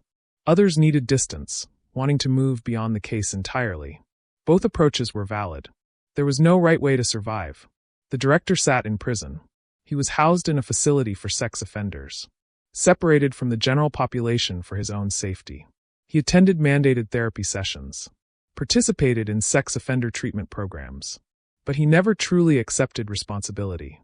In therapy, he maintained that his actions had been misunderstood, that the girls had misinterpreted normal instruction, that the jury had been biased. His therapist noted in reports that he showed no genuine insight, no capacity for change. He remained, fundamentally, the same man who had abused children for decades. The only difference was that he no longer had access to victims. And that was enough. Means continued her work as a prosecutor. The Rourke case became a defining moment in her career. Not because of the media attention, but because it demonstrated what was possible when victims were believed, when patterns were recognized, when institutions were held accountable. She used the case as a teaching tool, spoke to other prosecutors about building cases around historical abuse, about recognizing racial dynamics in victim selection, about preparing victims to testify. The case became a model, referenced in legal journals, studied in law schools, used to train prosecutors across the country. Its impact extended far beyond one courtroom in Georgia. The hate crime enhancement, in particular, drew attention. Legal scholars debated whether racial bias in victim selection constituted a hate crime. Some argued it stretched the definition too far. Others argued it was exactly what hate crime laws were designed to address. The Rourke case became a precedent. Other prosecutors began examining their cases through this lens, looking for patterns in who predators targeted, recognizing that race was often a factor in vulnerability, and seeking enhancements when appropriate. It was a shift in how child sexual abuse cases were understood and prosecuted, a recognition that these crimes didn't exist in a vacuum, that race, power, and institutional dynamics all played a role. 10 years after the conviction, a documentary was made about the case. The filmmakers interviewed the victims, the prosecutor, the detective, experts on child sexual abuse and racial bias. The documentary didn't interview the director. He refused to participate, maintained his innocence, insisted he had been wrongly convicted. The documentary laid out the case methodically, showed the pattern of abuse, explained the racial dynamics, highlighted the moment when the director's testimony sealed his conviction. "They didn't fight me," he had said. Those 4 words became the title of the documentary, a stark reminder of how perpetrators think, how they rationalize abuse, how they mistake coercion for consent. The documentary aired on a major streaming platform. It reached millions of viewers, sparked conversations about abuse in religious institutions, about racial bias and how victims are treated, about the importance of believing survivors. Some viewers were horrified, had assumed that such blatant abuse couldn't happen in churches, couldn't continue for decades unchecked. The documentary showed them otherwise. Others were validated, survivors of abuse who had never been believed, who had carried their stories in silence. They saw themselves in the victims, felt their own experiences acknowledged, and some reached out, reported their own abusers, came forward after years of silence. The documentary became a catalyst for more victims, more investigations, more accountability. Angela Harris watched the documentary with her family, her husband, her 2 teenage children. It was the first time her children had fully understood what she had been through. They knew she had been involved in a trial, had testified against someone who hurt her, but they hadn't known the details. Watching the documentary, seeing their mother's face on screen, hearing her story, it made it real. Her daughter cried. Her son sat in stunned silence. When it ended, they asked her questions. She answered honestly, told them about the abuse, about the years of silence, about finding the courage to come forward, about how justice had felt. Her daughter asked if she was okay now. Angela considered the question. "I'm healing," she said. "Every day I'm healing. And that's enough." The church where it all happened closed its doors 15 years after the conviction. Membership had dwindled. Financial support had dried up. The building, once a symbol of community and faith, had become a reminder of failure, of harm allowed to fester, of children not protected. It was eventually sold, converted into a community center. The steeple was removed. The pews were taken out. The space was transformed into something new. Something that didn't carry the weight of what had happened there. Some saw this as appropriate, a necessary rebirth. Others mourned the loss, not of the building itself, but of what it had once represented. Before everything went wrong, the director was denied parole at his first hearing, and his second, and his third. Each time, the parole board cited the same reasons: lack of remorse, failure to accept responsibility, no evidence of rehabilitation, high risk of reoffense if released. The victims submitted statements opposing parole each time. They didn't attend the hearings, didn't want to see him again, but they made sure their voices were heard, made sure the board understood that he remained dangerous. That release would be a betrayal of justice. Each time, the board agreed, denied parole, set another hearing for 5 years later. The director would likely die in prison, and the victims felt that was appropriate, not because they were vengeful, but because they knew he hadn't changed, would never change, and other children deserved protection. 20 years after the conviction, Angela Harris was invited to speak at a conference on institutional abuse. She was 52 now. Her children were grown. She had continued her advocacy work, had helped dozens of survivors find their voices, had trained hundreds of professionals on recognizing abuse. She stood at the podium, looked out at the audience, and told her story one more time. Not because she enjoyed reliving it, but because it mattered, because other people needed to hear it, because silence protected predators, and speaking broke that protection. She talked about the abuse, about the trial, about the moment when the director admitted the girls didn't fight him, about how that statement had revealed everything. And she talked about what came after, the healing, the advocacy, the life she had built. "I'm not defined by what happened to me," she said, "but I'm shaped by it. It made me stronger, more determined, more committed to protecting others." She paused. "If you take nothing else from my story," she said, "take this. Children tell the truth. Maybe not in the ways we expect. Maybe not immediately. Maybe not with perfect clarity. But they tell the truth. And we have to listen. We have to believe. We have to act. Because the cost of not listening is measured in damaged lives, in trauma that lasts decades, in predators who continue unchecked." The audience applauded. Many were crying.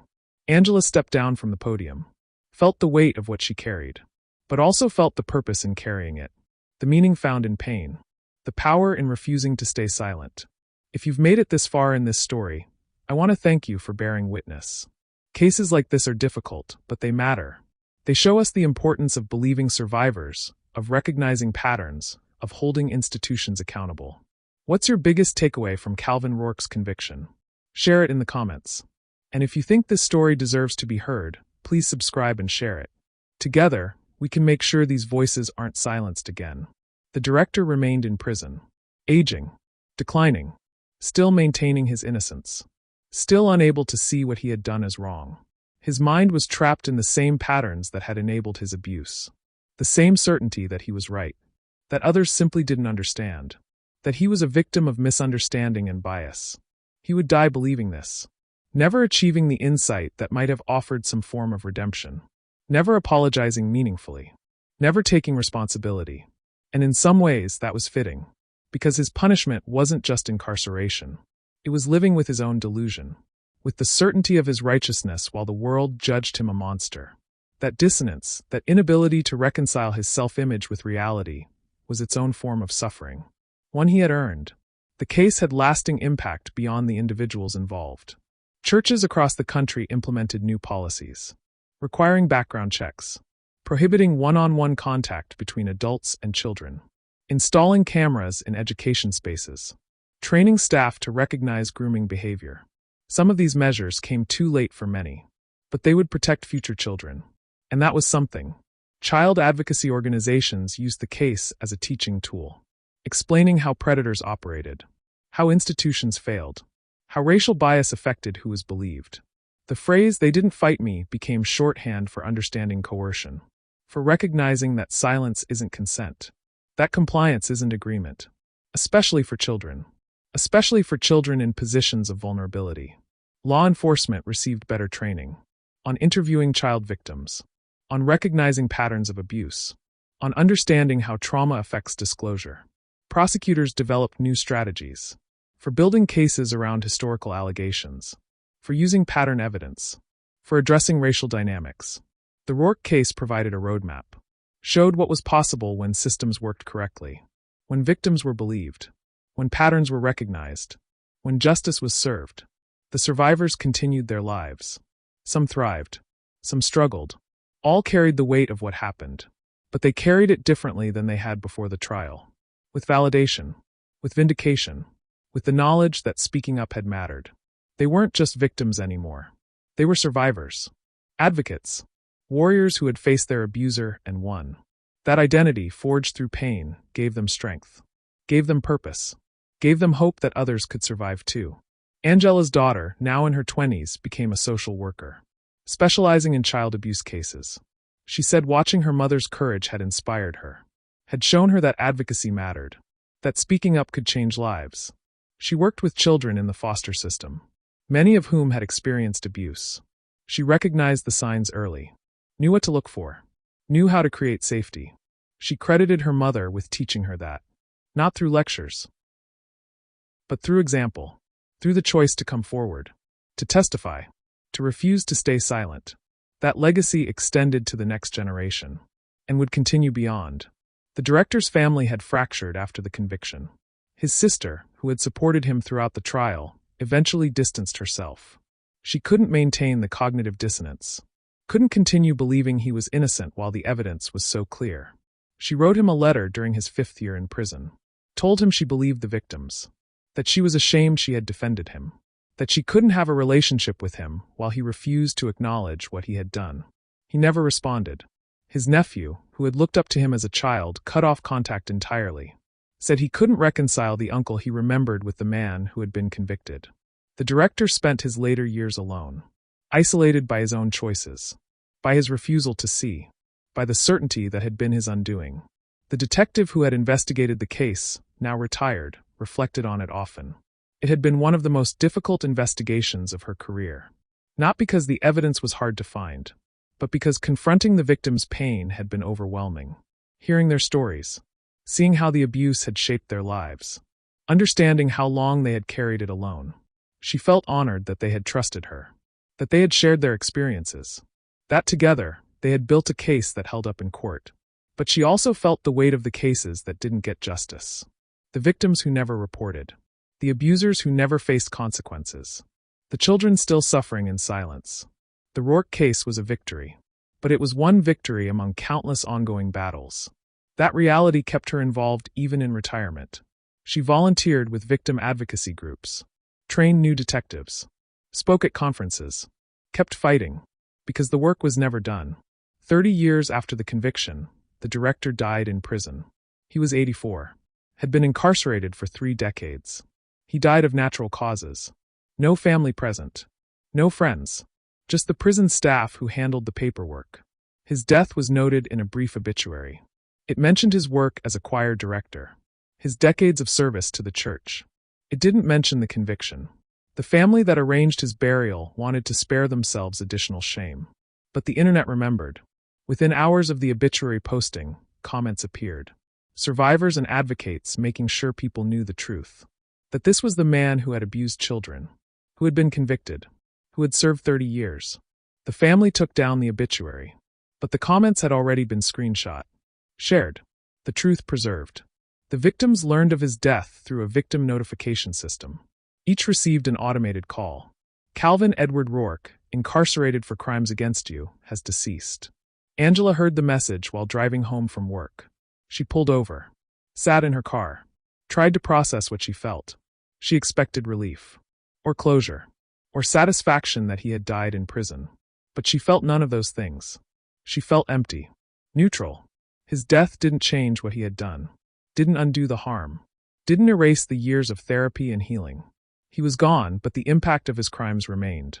With her, with the other victims, with the families and communities affected. His death was just a fact, not an ending, because there was no real ending to this kind of harm, just the ongoing work of living with it, healing from it, growing despite it. She called the other victims, checked in, asked how they were processing the news. Some felt relief. One said she felt lighter knowing he was gone, that he could never hurt anyone again. Another said she felt cheated, that she had wanted him to live long enough to understand what he had done, to genuinely feel remorse. His death had taken that possibility away. A third said she felt nothing, that he had been dead to her for years. This was just making it official. All of their responses were valid. There was no right way to feel when your abuser died. No prescribed emotion. Just whatever each person carried. They decided, collectively, not to attend any memorial service. Not to acknowledge his death publicly. They had given enough of their lives to him. Had spent enough energy on his actions. His death didn't require their participation. Instead, they gathered together. The 5 of them and their families. At Angela's house. They shared a meal. Told stories about their lives now. Their children. Their careers. Their healing. They talked about the trial. About how scared they had been. About the moment they heard guilty. About what it had meant to be believed. They cried some. Laughed more than expected. Remembered that they were more than what had been done to them. They were survivors. Advocates. Mothers and daughters and sisters and friends. They were whole. Not undamaged. But whole. And they would continue. Long after he was gone. Long after his name was forgotten. They would continue building lives worth living. And that was the real victory. Not his death. But their survival. Their refusal to let his actions define them. Their commitment to protecting others. Their choice to transform trauma into purpose. That was justice. Imperfect. Incomplete. But real. And ultimately it was enough. The church building that had been converted into a community center thrived. It hosted after-school programs. Youth activities. Support groups. The space that had once harbored abuse now provided genuine safety. Genuine support. Genuine protection. A new generation of children played in the rooms where the youth choir had once practiced. They knew nothing of what had happened there. They just knew it was a place where they were welcomed, where they belonged, where adults cared about them. The transformation felt complete. The space reclaimed, given new purpose, new meaning. One afternoon, years after the director's death, a young girl approached Angela at a conference. She was maybe 20 years old. She said she had seen Angela speak before, had read about the case, and wanted to thank her. For what? Angela asked. For being brave, the girl said. I was abused too. By a coach. When I was 14. And I never told anyone. I thought no one would believe me. But then I read about your case. About how you came forward. About how you were believed. And it made me think maybe I could tell my story too. She paused. So I did, she said. I reported him last year. He was arrested. He's going to trial soon. And I wanted you to know that your courage gave me courage. That speaking up matters. That it really does change things. Angela felt tears in her eyes. She hugged the girl. Thank you for telling me, she said. And thank you for being brave too. You're helping others by speaking up. Never forget that. The girl nodded, smiled, and walked away. Angela watched her go, and felt the weight of what she carried shift slightly. Still heavy, but purposeful. Worth carrying. Because this was why it mattered. This was why she kept telling her story. Why she kept speaking up. Why she kept fighting. One person at a time, the silence was breaking. One survivor at a time, the truth was being told. One abuser at a time, accountability was being demanded. It wasn't fast. It wasn't complete. But it was real. And it was enough. The case of Calvin Edward Rourke became a landmark. Referenced in legal textbooks. Taught in criminal justice courses. Used in training programs for prosecutors, detectives, and victim advocates. It showed what was possible when systems worked. When victims were believed. When patterns were recognized. When racial dynamics were acknowledged. When predators were held accountable. But it also showed what had failed. The years of abuse allowed to continue. The concerns dismissed. The victims not believed. The institutions that protected the abuser rather than the children. Both lessons mattered. Both needed to be remembered. So that future cases could be handled better. So that future children could be protected sooner. So that future victims could be believed immediately. Before we close this story, I want to ask one final question. What changes do you think institutions need to make to prevent cases like this? How do we create systems where predators can't operate for decades? Share your thoughts below. And if this story has impacted you, if it's made you think differently about abuse, about race, about power, please subscribe and share it. These stories need witnesses. They need people willing to listen and learn and demand better. Thank you for being one of those people. Angela was 67 when she gave her last major public speech. It was at the 40th anniversary event for a victim advocacy organization. She had been invited as a keynote speaker, asked to reflect on her journey, on what she had learned, on what she wanted future generations to know. She stood at the podium, looked out at the audience of advocates, survivors, and professionals, and she spoke. When I was 12 years old, she began, a man in a position of trust abused me. And for most of my life, I carried that alone.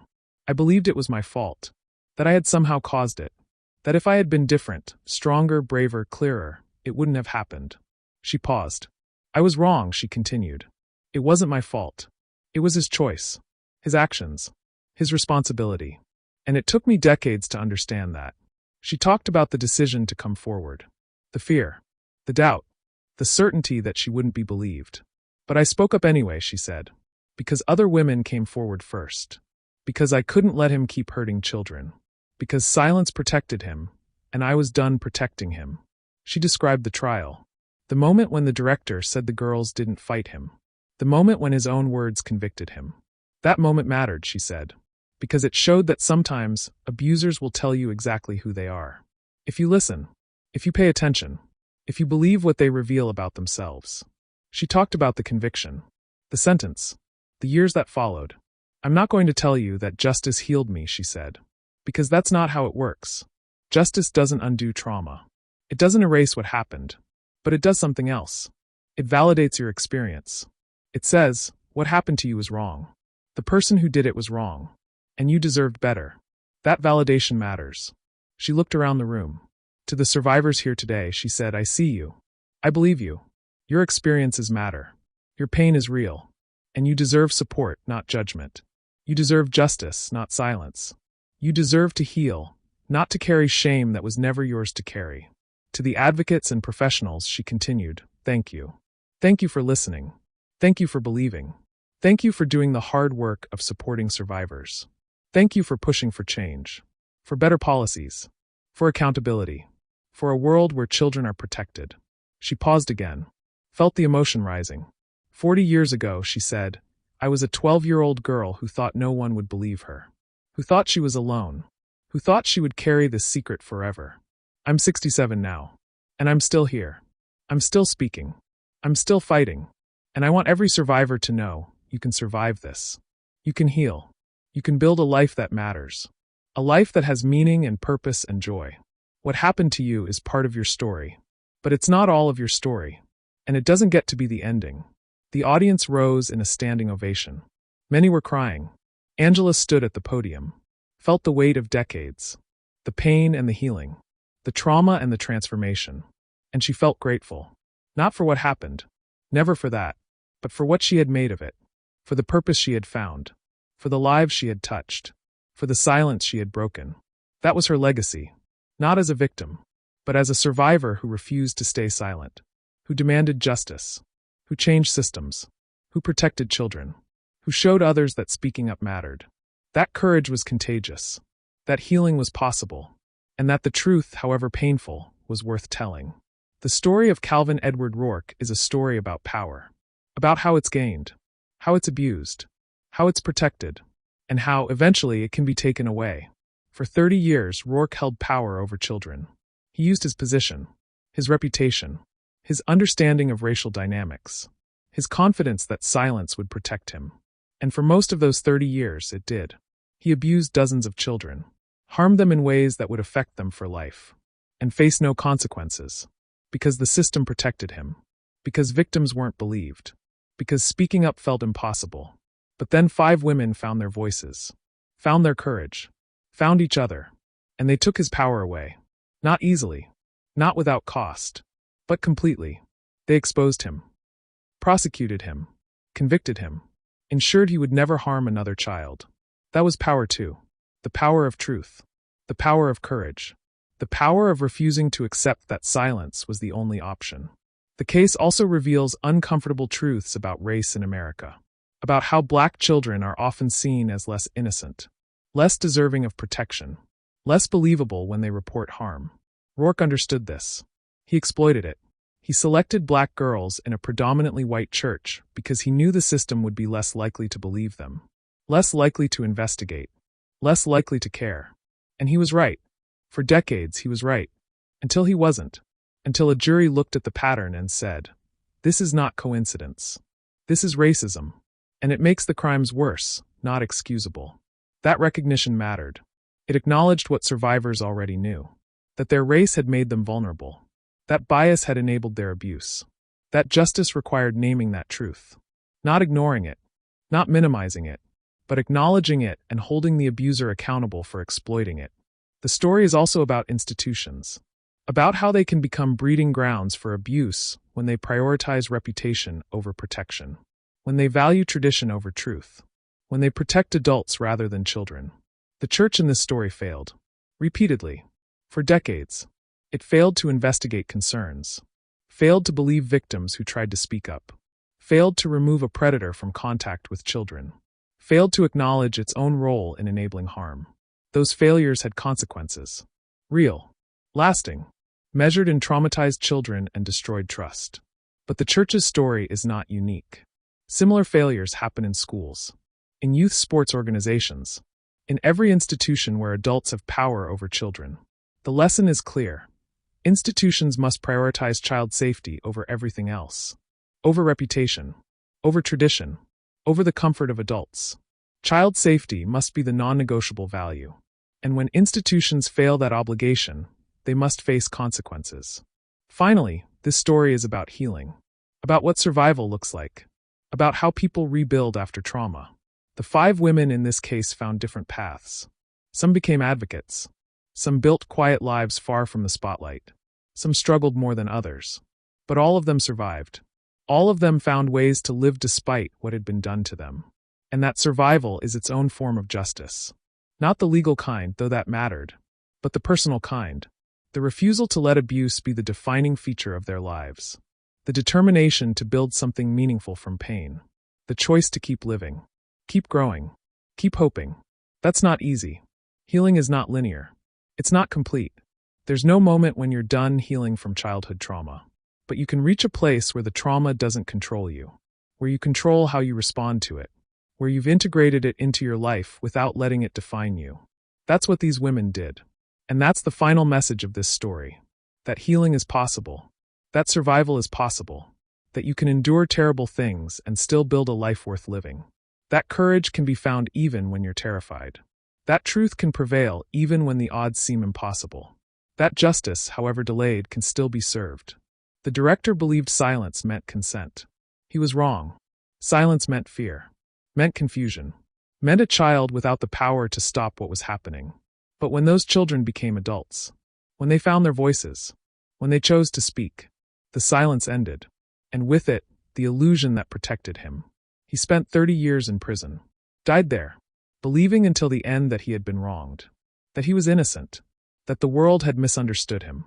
He never gained the insight that might have allowed genuine remorse. Never truly understood what he had done. And in that way, his life ended as it had been lived. In delusion. In self-righteousness. In a fundamental inability to see beyond himself. That was its own kind of prison. One he had built himself. The women he harmed went on to live full lives. Lives that included the trauma but weren't defined by it. They became mothers. Professionals. Advocates. Survivors who helped other survivors. They took what was meant to break them. And used it to build something stronger. Something meaningful. Something that would outlast their abuser. That was the real ending. Not his death in prison. Not even the guilty verdict. But the lives they built despite him. The courage they showed in speaking up. The children they protected by refusing to stay silent. That was justice. Imperfect. Hard-won. Incomplete. But real. And lasting. And ultimately, the only justice that truly mattered. The justice of survival. Of healing. Of refusing to let abuse have the final word. Thank you for staying with this story until the end. Cases like Calvin Rourke's are difficult to hear, but they're essential to understand. They show us how predators operate, how systems fail, and how survivors can reclaim their power.